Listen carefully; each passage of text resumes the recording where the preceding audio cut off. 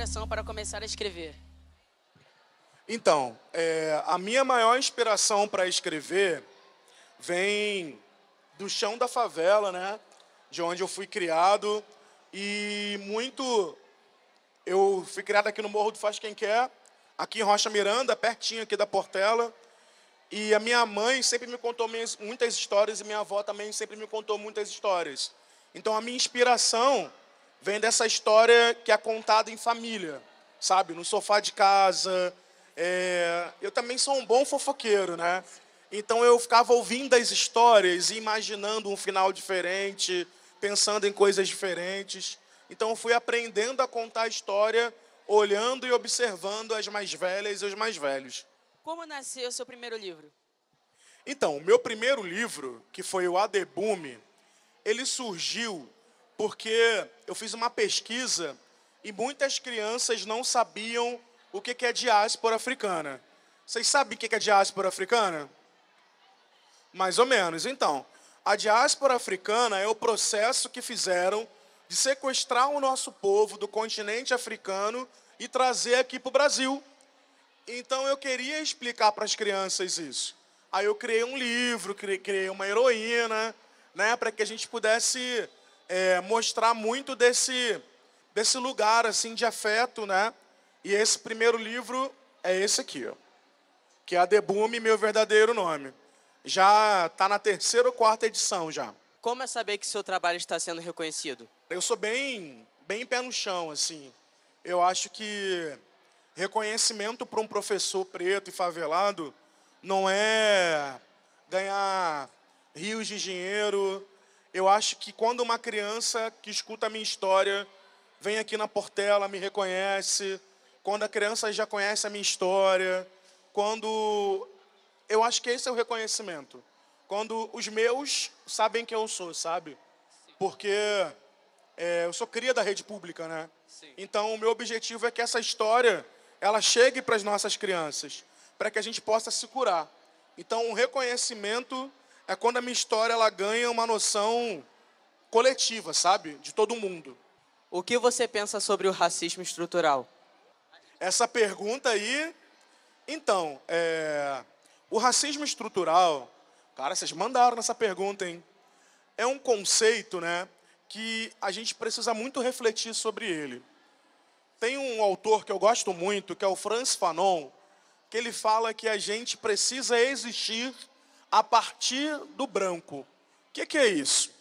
Existe um padrão muito forte de gente bonita, de gente perfeita, de gente inteligente e, infelizmente, não é sobre o nosso corpo, não é sobre o corpo preto. Então, esse desafio que a gente tem de sair de casa todos os dias para enfrentar o racismo, para conseguir qualidade de vida, para conseguir, às vezes, chegar na escola, é uma forma que a gente tem que enfrentar o racismo estrutural. Por exemplo, existem autores brancos, né, que têm muito menos publicação, que às vezes escrevem coisas que não têm tanta questão social, mas conseguem ter uma participação maior de grandes editoras. Então, eu penso que o racismo estrutural é sobre isso. Mas, quando a gente se organiza enquanto estudante, quando vocês criam uma agência de notícias, quando vocês criam um podcast, vocês conseguem vencer o racismo estrutural e criar um canal de cura. Assim como eu faço com a minha literatura. Como o senhor se sentiu sendo convidado para essa feira literária de tanto valor e prestígio?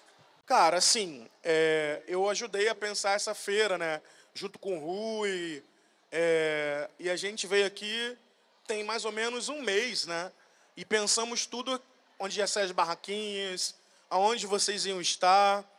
Então, o prestígio não é só estar na feira, o prestígio é ver vocês ocupando esse espaço plenamente, assim, porque a feira, ela não diz sobre uma pessoa só, ela diz sobre os estudantes.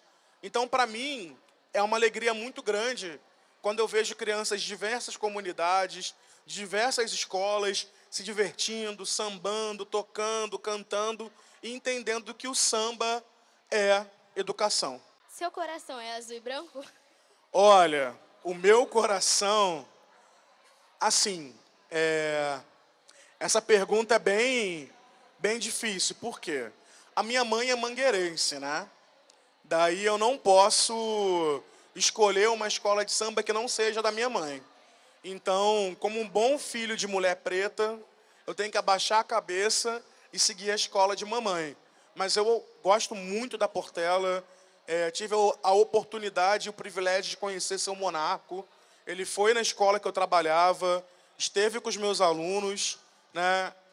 Essa escola é uma escola muito importante para o bairro de Madureira e é um lugar de uma identidade cultural que todos nós dessa região de Madureira, Oswaldo Cruz, Rocha Miranda, temos uma ligação que a gente não pode negar. Mas, obedecendo a minha mãe, eu sou mangueira. Quais são as tendências atuais da literatura infanto-juvenil que o senhor considera mais promissoras e como elas podem impactar o desenvolvimento dos jovens leitores? Caraca! Então, eu acho que tem algumas coisas que são importantes a gente demarcar, né? Eu acredito que a gente tem uma ansiedade muito grande por publicar. Publicar livros, publicar histórias, ainda mais nós pretos, indígenas, porque nós somos os povos mais silenciados dentro da literatura. Mas a gente precisa ter muito cuidado com o que a gente publica. Por quê? Uma literatura, ela tem que ser uma literatura de cura, não uma literatura de adoecimento. Então a gente precisa pensar em como essa literatura vai chegar nos estudantes, nas crianças, nos leitores. Então, a minha preocupação e meu cuidado é sempre o de construir caminhos literários que sejam de identidade racial positiva. Existem pessoas que não são negras e escrevem sobre histórias negras. Tem que ter muito cuidado, porque a nossa experiência de pessoa preta, ela é vivenciada cotidianamente. Então, para alguém que não é negro escrever sobre isso, tem que haver uma pesquisa, um estudo, uma dedicação muito grande para não reproduzir equívocos, né, para não reproduzir estereótipos sobre o nosso corpo.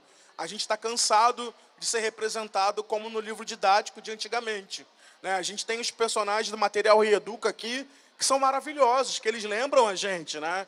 Tem ali o Daniel Conevô. Eu acho que é um pouco sobre isso. A literatura, ela precisa falar com a gente. Se ela não fala com a gente, ela não tem sentido. Quanto aos quesitos evolução e harmonia, o senhor acha importante que existam mais eventos como este, que faz, com muita maestria, a interação entre samba, educação e leitura e que promove um forte engajamento dos visitantes com o samba e com a leitura? Olha, esse circuito das escolas de samba tem sido uma revolução histórica, assim, na minha opinião. É uma oportunidade que a gente tem de experimentar a escola de samba enquanto um espaço educativo, enquanto escolas. Até porque muitos de nós frequentamos as escolas de samba cotidianamente, aprendemos com a velha guarda, aprendemos com as pastoras, aprendemos assistindo o desfile, vendo a disputa de escola de samba. Mas quando a gente se propõe a colocar o nosso uniforme de escola pública, a entrar nesse espaço sagrado, pedindo licença aos mais velhos, a gente está afirmando que a parede da escola não cabe mais. Assim como vocês, construindo o podcast, através da Andar, conseguem ampliar o espaço da escola, que vocês vão chegar em lugares muito mais longes, essa feira funciona da mesma maneira. Mais crianças, mais pessoas vão conhecer o samba, que faz parte da nossa história preta, sim, e vão conhecer um espaço como esse, que é um espaço sagrado, né? Em cada escola que a gente entra, a gente sabe que a vida de muita criança é tocada pelo samba. E como que a literatura surgiu na sua vida? Então, a gente precisa reconstruir as nossas histórias, né? E a minha mãe, ela sempre me ensinou a ter esperança. Minha mãe é uma mãe boladona, como vocês podem imaginar, uma mãe preta, favelada, e de vez em quando ela vem aqui também comigo na feira. Hoje ela não veio porque a nossa avó está internada. Mas o que me fez ser um escritor e trabalhar com literatura foi o fato de que na minha casa não tinha muito livro, né? A gente morava num barraco lá, no pé do morro, e minha mãe sempre inventava as histórias da cabeça dela. Por a gente não ter livros, ela criava a história em que eu era o protagonista. Então tinha dias em que eu era o príncipe, tinha dias em que ela era uma bruxa da história, em que ela era a rainha. Depois, quando meu irmão nasceu, ela começou a colocar eu e meu irmão nas histórias. Eu acho que eu estou na literatura por conta da minha mãe, que mesmo sem ter os recursos do livro, ela conseguiu me inspirar a escrever minhas próprias histórias. Antes de fazer a próxima pergunta, eu gostaria de dar melhoras para sua avó, tá bom? Vamos lá. Como você consegue abordar um tema tão sensível como o racismo nos seus livros infantis? Os meus livros, eles são escritos com muito cuidado, né? E eu penso muito no quanto tem que ser leve para a gente, tem que ser cura. Então, o que eu faço, né? Eu crio histórias que o menino Ricardo gostaria de ouvir. Então, são histórias que eu gostava, histórias que eu sentia. Então, nesse lugar, eu trago histórias que eu gostaria de ouvir enquanto menino. Então, eu não deixo nunca de perder esse meu olhar de herê, de ser criança, e é a partir dali que as histórias surgem. A partir desse Ricardo, menino, do barraco, do chão ali, de Rocha Miranda. Então é isso, assim, por isso que fica leve. Porque eu acho que a minha criança fala mais alto e escreve por conta própria. Quais são as tendências atuais na literatura infanto-juvenil que o senhor considera mais promissoras e como elas podem impactar o desenvolvimento dos jovens leitores? Então, eu acho que uma coisa muito legal dos jovens leitores é a gente trabalhar com a integração cultural, né? Então, quem gosta de mangá, leia o seu mangá. Quem gosta de anime, assista o seu anime. Eu acho que a gente precisa construir uma coisa que eu chamo de hipertextos, né? Você leu o mangá do One Piece, aí depois assiste a série da Netflix, depois você comenta com seu colega sobre isso. Eu acho que isso é importante. Então, tem um filme que eu gosto, que eu sempre choro, que é aquele... Esqueci o nome agora. Que todo mundo acha que a menina vai morrer e quem morre no final é o menino. Que era um livro muito famoso, assim. Mas é um pouco sobre isso, do quanto a literatura ela pode ganhar um significado na nossa vida.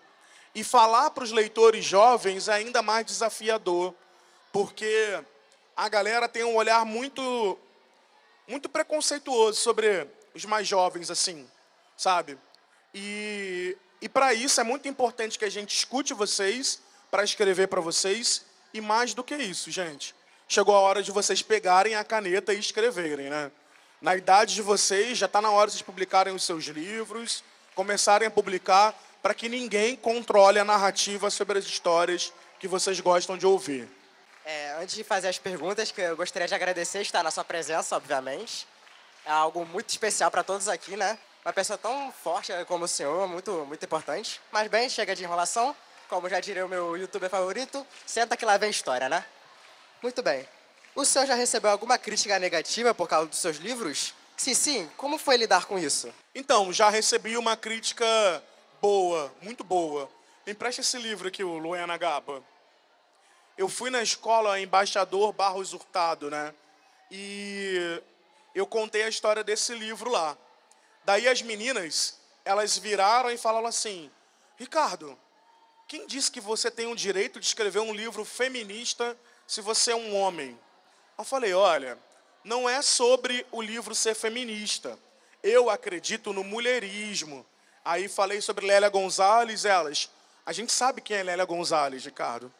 Então, a gente pôde trocar e eu expliquei para elas que a escolha de uma personagem que tem a definição sobre quem ela é uma escolha que eu fiz em homenagem às minhas alunas, à minha mãe, que nunca baixou a cabeça.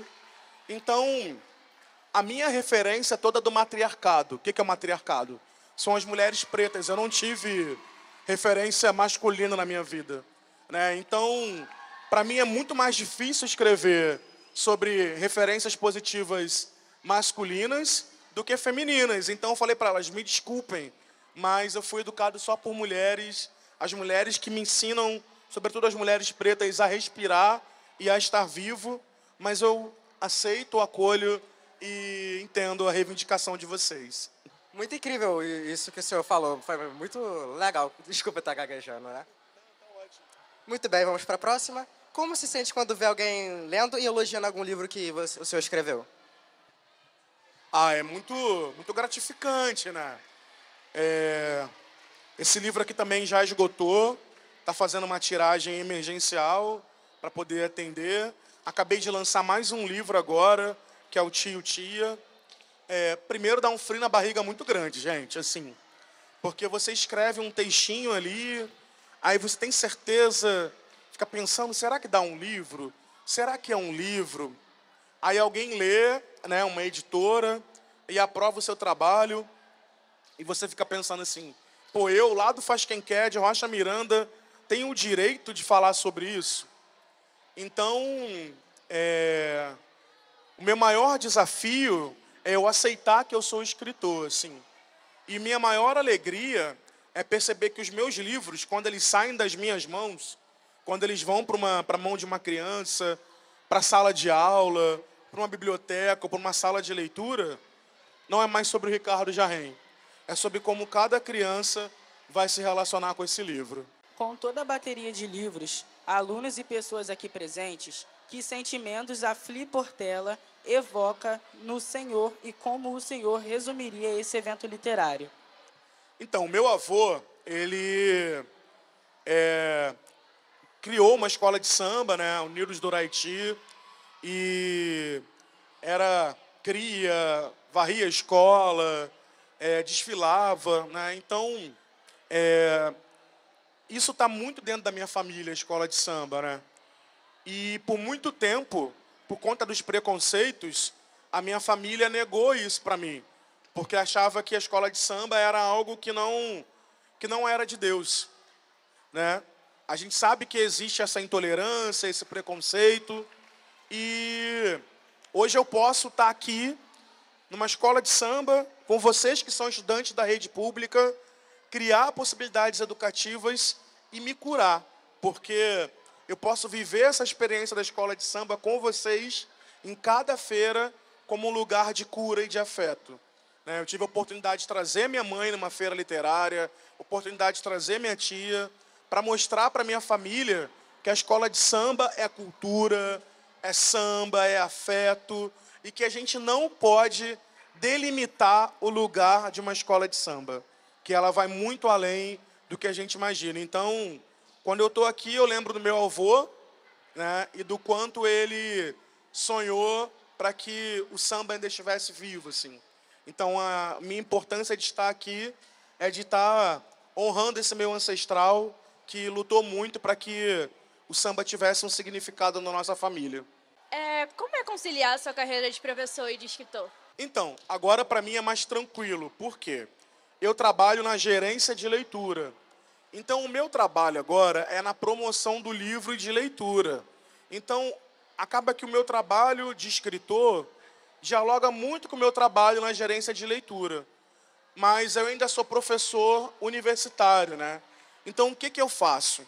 As minhas experiências da literatura me ajudam a ser um professor melhor para as universidades e também a pensar políticas do livro melhor para os nossos alunos.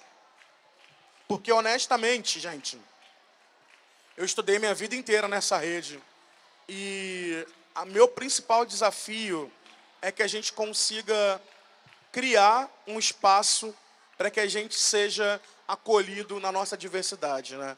E eu acho que isso vai muito de encontro à diversidade da voz de vocês e à necessidade que a gente tem de fortalecer a literatura todos os dias.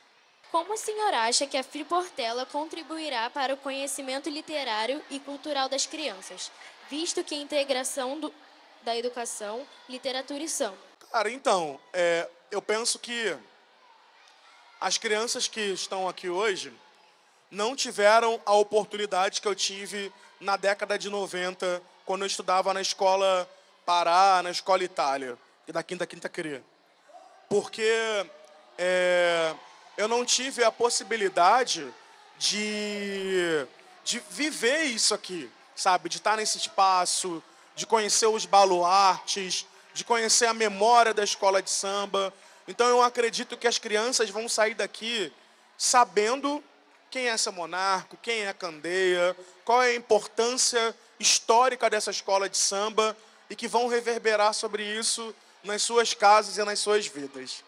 Houve alguma situação específica que te fez perceber que tinha e podia mudar a percepção das pessoas quanto à cultura negra? Isso é muito difícil, gente. Assim, vocês falaram do racismo estrutural, né? A gente sai de casa todo dia sabendo que a gente vai enfrentar o racismo, né? É algo que atravessa o nosso corpo preto a todo momento. Só que existem dois caminhos, né? O principal caminho é a gente se acolher, se entender, se amar e se respeitar.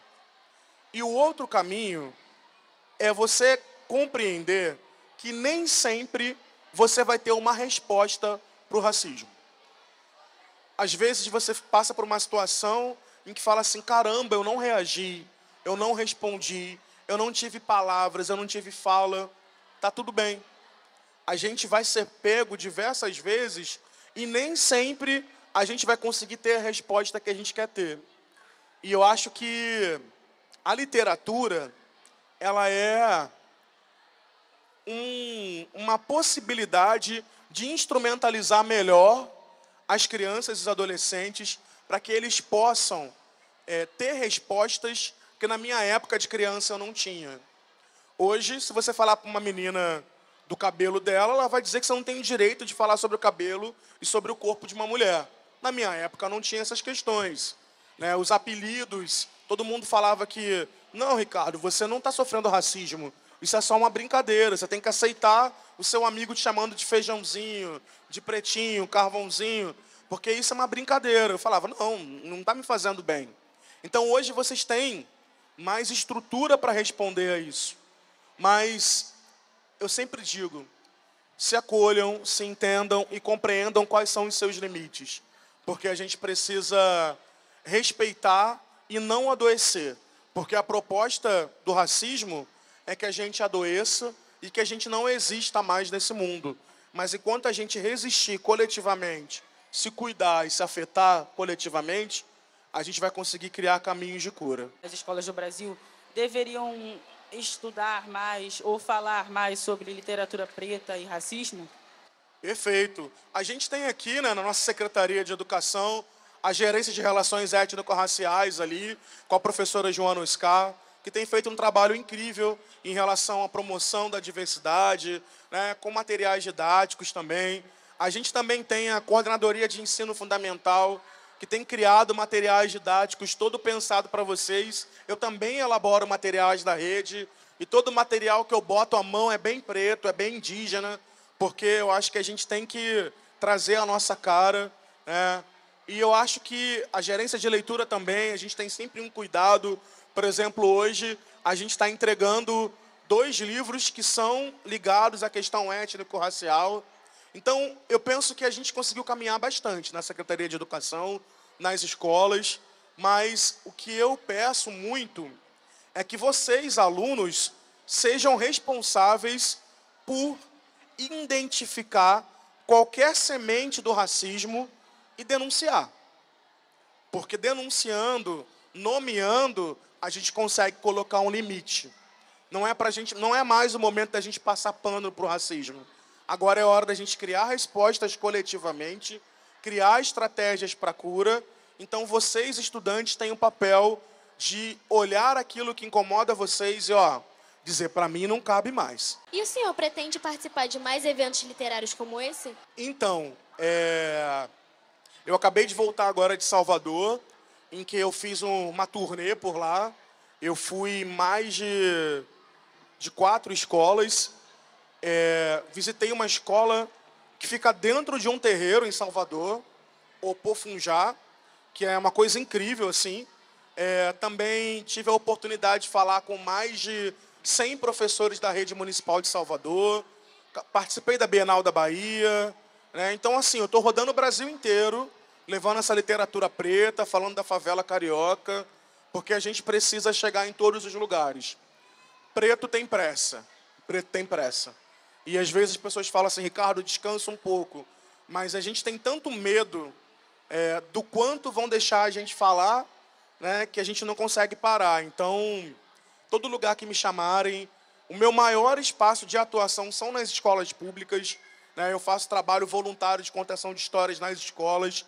Toda segunda, quarta e sexta-feira, eu estou lá nas escolas contando história, porque é lá no chão da escola que a gente precisa estar presente, né? Não é só ser um escritor de feira literária, de bienal, mas ser um escritor que está ali para as crianças presente e para os professores também. Na sua opinião, qual é a influência que a literatura tem sobre os jovens de hoje em dia? Vocês têm um poder que vocês não sabem, assim, de verdade. Vocês têm um poder de controlar todo o mercado literário, né? Vocês têm o poder de escolher. A gente precisa fugir um pouco desses algoritmos que tentam mostrar para a gente o que a gente quer e construir caminhos para definir o que a gente quer contar e o que a gente quer ler. Eu não tinha tantos livros na época de vocês, quando eu era jovem, disponível, né?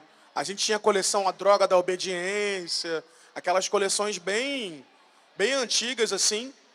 E hoje vocês têm as salas de leitura à disposição de vocês, vocês têm os textos que estão disponíveis na internet, vocês têm a possibilidade de visitar bibliotecas, vocês têm a possibilidade de ter um tete-a-tete com autores.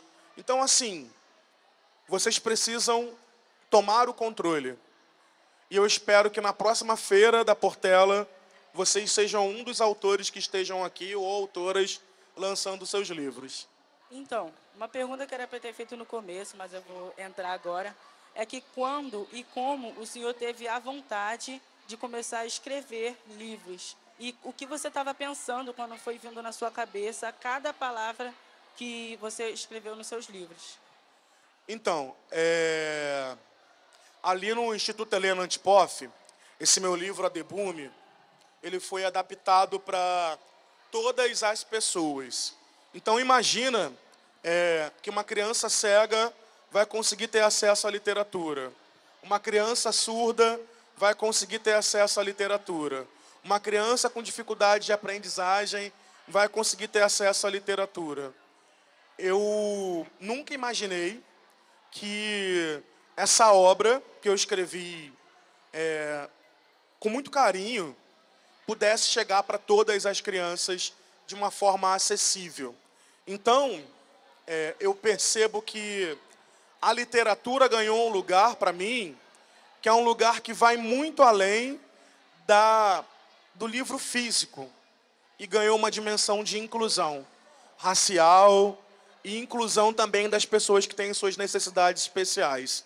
Então, a partir dessa experiência com o IHA, eu percebo que a gente precisa caminhar muito mais para uma educação antirracista e verdadeiramente para todos e para todas. Que livro você recomendaria para os jovens presentes aqui hoje? Olha, que livro eu recomendaria para vocês?